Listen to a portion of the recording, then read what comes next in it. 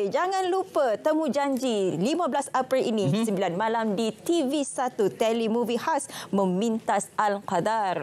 Ini berkaitan dengan cerita apa? Kita bersama dengan 3 tetamu di studio bersama dengan Dr. Hazami Jahari, Ketua Pengarah Dewan Bahasa dan Pustaka. Kita juga bawakan pengarah kepada telemovie ini iaitu Encik Jamil Muttalib dan pelakonnya Pak Dini. Encik Ahmad Dini, juri. Terima kasih kerana sudi bersama kami dalam Selamat Pagi Malaysia. Jadi Doktor, mukadimah dia sedikit tentang konsep telemovie ini. Ya, sebenarnya program ataupun konsep telemovie ini ialah satu usaha DBP untuk memindah wahanakan karya yang dari bentuk asal secara bercetak, diterbitkan secara bercetak, dipindah ke dalam medium baru ataupun media baru melalui filem ataupun drama. Kaedah ini kita lakukan bertujuan untuk memastikan karya-karya terbaik dengan pemikiran-pemikiran terbaik itu dapat dirasakan dan dinikmati oleh ramai khalayak. Sebab kalau kita lihat kepada perkembangan terkini ini, tidak ramai ataupun budaya membaca itu sudah mulai berkurang. Jadi kalau kita kekalkan karya itu dalam bentuk yang asalnya bercetak begitu sahaja dan terbit sudah agak lama, dia akan mati di situ, tidak bergerak. Sedangkan pemikiran-pemikiran yang nak ditampilkan dalam karya itu sangat baik dan bersesuaian dengan dalam konteks kita untuk membina masyarakat medani ini. Masyarakat yang berfikir, masyarakat yang luas, masyarakat yang ada insaniah, karamiah itu kan. Jadi bila kita pindahkan ke dalam bentuk telefilm ataupun telemovie ini, maknanya ramai kalangan masyarakat boleh menikmati karya itu. Satu.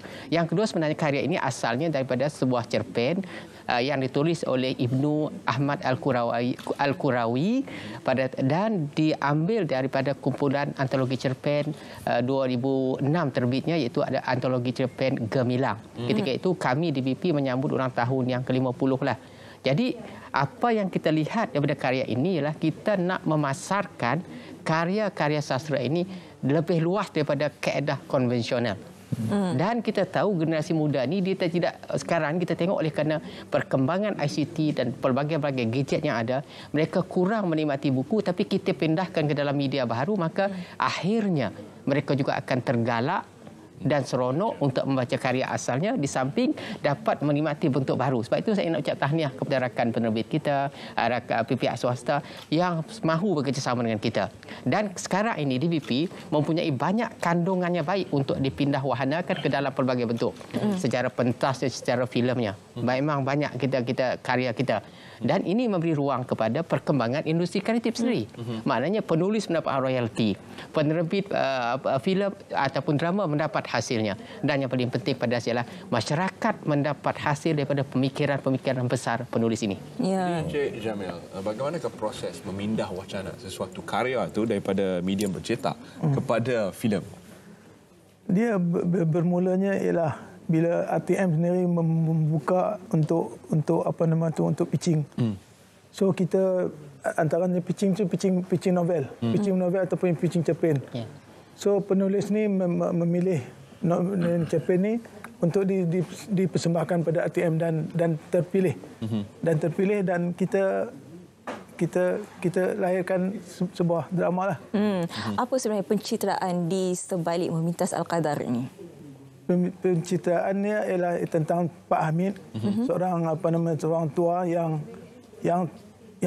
tak pernah berpuasa, dan tahun ini ialah dia pergi ke masjid mendengar ceramah ni tentang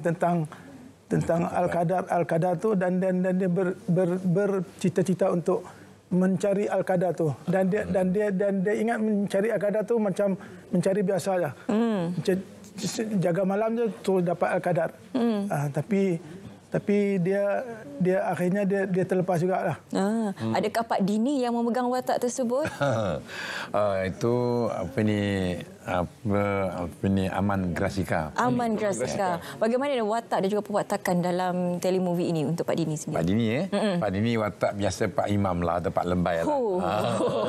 Tapi yang kelakarnya dia menempuh berbagai-bagai peristiwa seperti menangkap orang tak puasa semua. Dia ada kelakar. Gitu. Tak payah pakai serban, tak pakai apa kan. Kita akan mendalami kisah-kisah ini sebentar saja lagi bersama dengan anda semula, dan untuk rakan-rakan kita yang menonton secara langsung di saluran BES ataupun saluran Best TV, kita ucapkan terima kasih kerana telah setia bersama kami sejak awal tadi. Dan kita akan terus sambung siaran Sahabat Pagi Malaysia di TV1 dan kita juga akan bersama dengan rakan setugas kita Mio sebentar lagi dalam SPM Plus. Mio, hari ini nak berniaga apa, Mio? Hari ini kita nak jual macam-macam sebenarnya. Dia sangat-sangat menarik. Tapi saya seronok sebab tadi Terence dah mengatakan pada awalnya ada rakan yang berkilat, yang bersinarkan bersama-sama. Kembalinya untuk kita mencerahkan lagi suasana kita pada hari Rabu ini. Terima kasih kepada Ika dan juga Terence. Kita ada macam-macam yang kita nak mempersembahkan kepada anda dalam slot SPM Plus. Jangan ke mana-mana. Kekal bersama-sama dengan kami. Tapi saya pas balik dulu dekat rakan berkilat saya dan juga Cik Ika dulu. Sila. Kalau di sini mencari malam Lailatul Qadar, tapi di sini kita ada 2 bulan penuh. Ya. 2 bulan. Berkilau. 1 bulan mocha, 1 bulan vanilla. Itu ni apa? Itu gerhana. Saya mocha dia. Gerhana. Oh, faham. Baik, kita akan terus sambung pembicaraan kita bersama dengan tetamu kita. Kepada anda yang baru saja bersama kami di TV1, terima kasih. Kita sedang bincangkan berkaitan dengan satu telemovie yang bakal bersiaran di RTM, iaitu telemovie khas Memintas Al-Qadar. Watak Pak Dini tadi adalah umpama kompas moral lah. Jadi bagaimana sebenarnya kisah-kisah yang dialami oleh Pak Dini sebagai seorang imam dalam telemovie ini? Yalah, biasanya imam di sebuah kampung tu tempat semua rujuk semua orang. Nak nikah ke, cerai ke, ayam kena curi pun itulah kan. So, begitulah. Bila puasa ni, dia pertama sibuk. Kerana bila puasa ni melibatkan masalah-masalah orang yang tak puasa. Polis jumpa kita, Pak Imam juga. Nak kena tangkap tu, nak sahkan orang ni wajah ditangkap atau tidak kan. So, ada sahaya dia makan lah. Pula di sebuah kedai. Ni dalam cerita ni di sebuah kedai. Terang-terang, secara terbuka. Tak juga. Tak ada beg, tak ada beg. Tak ada beg merah. Tak ada plastik hitam. Itulah dia punya tu. Tuan, apa sebenarnya kekuatan dan juga kehebatan untuk telemovie ini? Apa sandarannya? Dia sebab dia sebuah karya komedi. So dia lahir, komedi itu lahir. Komedi itu nampak seorang tua yang bercita-cita untuk berpuasa, tetapi untuk mencari Lailatul Qadar, tapi tak jumpa. So akhirnya isteri dia cakap, semalam tu rasanya semalam tu Lailatul Qadar lah. Malam tu pula dia dah. Yang dia tunggu selama ni, malam tu dia tidur. Dia terlepas pada benda yang dicari itu, dia terlepas. Jadi kenapa pihak Dewan Bahasa dan Pustaka memilih karya ini sebagai salah satu karya di antara barisan karya-karya hebat? Ya, sebab kita melihat aspek kesan karyanya kepada penonton ataupun pembaca. Kerana setiap karya yang dilahirkan oleh penulis yang bertanggungjawab, penulis yang mana pun yang ideal ni, mereka penting pada mereka untuk mendidik masyarakat, mengasuh masyarakat pertama untuk berfikir, dan daripada fikiran itu mengubah sikap dan tindakannya.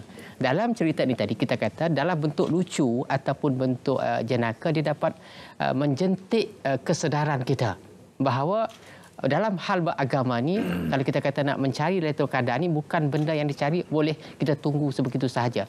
Mesti bermula dengan kaedah-kaedahnya, dengan ada caranya. Bukan setakat nak menunggu. Jadi cara menegur itu, cara jenaka itu sebenarnya lebih memberi kesan daripada kita berceramah secara biasa, kata Pak Imam tadi kan. Jadi maknanya bila kita memilih karya untuk dipindah wahanakan ke dalam pelbagai bentuk, kita memang mengambil kira karya-karya itu dapat memberi kesan yang besar kepada penonton. Yang akhirnya kita kembali kepada semua karya seni sebenarnya, baik tarian, baik lukisan, bertujuan untuk mengajak manusia berfikir dan mengajak manusia berubah ke arah yang lebih baik. Sesuai dengan saya sebut tadi, tuntutan masyarakat madani ni kan. Dari penulisan diterjemahkan kepada bentuk visual itu bukan satu perkara yang mudah. Jadi cabarannya untuk pihak pengarah sendiri?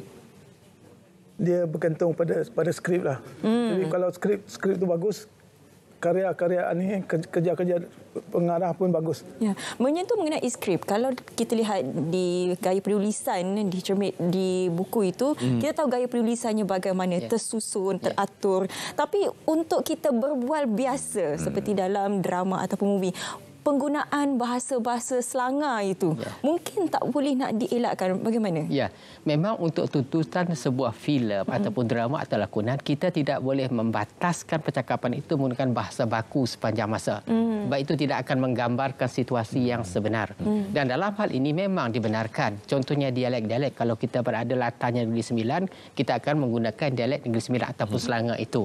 Kalau kita wataknya generasi baru yang bercakap di tempat-tempat hiburan, mungkin dialek itu juga tidak akan dapat semuanya baku. Tetapi dalam keseluruhan filem atau cerita itu, bagi kami DBP, kita menggalakkan penggunaan bahasa yang betul. Dan penggunaan Selangor ini sebenarnya penting dalam sebuah karya. Bahkan dalam karya asal pun, kalau dia memilih latar Sarawak misalnya, kena kebetulan saya orang Sarawak tadi tengok bubur tadi kan, kita juga akan satu dua perkataan kita gunakan bahasanya dan juga sebutan juga kadang-kadang kan. Dan itu pun sebenarnya jati diri kita. Betul. Nak menghidupkan cerita tadi kan. Jadi maknanya dalam konteks filem ataupun seni, kita membenarkan situasi ini berlaku disebabkan itu tuntutan dan nak menjadikan ceritanya menarik. Tetapi saya nak pesan satu ni. Dalam situasi rasmi, sepatutnya kita tidak ada pilihan. Tetap menggunakan bahasa yang betul dan baku. Betulkan yang dah biasa. Ya. Dan drama ni menggunakan Selangor di Lenggong. Lenggong. Sepenuhnya menggunakan bahasa orang Lenggong. Jadi adakah pelakon semuanya berasal daripada kawasan tersebut? Tak. Berlakon macam saya daripada Johor. Macam mana tempat ini? Johor. Macam mana tu? Disesuaikan dengan Selangor Lenggong yang mungkin jauh daripada memang saya terkejut juga sebab kita dah hafal skrip tu kan, tiba-tiba Cik Jamil kita buatkan untuk menyesuaikan dalam cerita. Tercabar juga. Tapi alhamdulillah ada jurubahasa kan yang memberi kesusahan kita. Tak jadi masalah. Jadi siapakah antara barisan pelakon lain selain daripada Pak Dini dan pelakon utama tadi? Pelakon wanita Dila Ahmad. Dila Ahmad ni siapa tu? Aman Grasika. Itulah. Okay. Macam Pak Dini mungkin ada babak-babak ataupun momen yang paling diingati sepanjang penggambaran ini. Saya rasa babak itu sampai sekarang lekat kat kepala saya. Babak waktu Aman Grasika makan di kedai, minta maaf, kedai Cina lah. Tengah hari buta. Itu lagi. Jadi nak masuk tu, dia tak boleh hintai tak memang tak dibenarkan syarat kan, tapi nak tangkap je lah kan. Bukan satu perkara yang mudah. Dan pemilik kedai itu pula, dia mungkin ambil gambar ni mungkin hanya setakat setengah jam lah, tapi ambil masa dekat 5-6 jam juga kan. Wah gitu. Jadi itu antaranya. Yang keduanya, melihat Pak Amit ni, dia nak tengok pokok condong-condong semua kata kan. Tengah-tengah malam, pukul 3 malam tu. Tengah-tengah 3 malam, kita pergi tempat lokasi tu untuk ambil penggambaran di mana Pak Amit tengah menunggu untuk lihat pokok, katanya tanda Lailatul Qadar tu pokok tunduk. Itu capai juga. Di tengah-tengah hutan ni. Gitu. Jadi kita nantikan semua babak itu yang pasti akan memberi pencerahan dan juga pengajaran kepada para penonton yang menontonnya telemovie khas ini, yang mana kita akan bawakan menerusi saluran RTM 15 April 9 malam di TV1. Jadi saksikan Sabtu ini, Memintas Al-Qadar. Terima kasih kita ucapkan sudi bersama kami dalam Selamat Pagi Malaysia untuk membawa sedikit pencerahan berkaitan dengan telemovie ini. Jadi kita nak berehat seketika. Selepas ini kita akan bersama dengan rakan ataupun kembar Terence Das untuk SPM Plus. Jadi jangan ke mana-mana. Dia sama tapi tak serupa.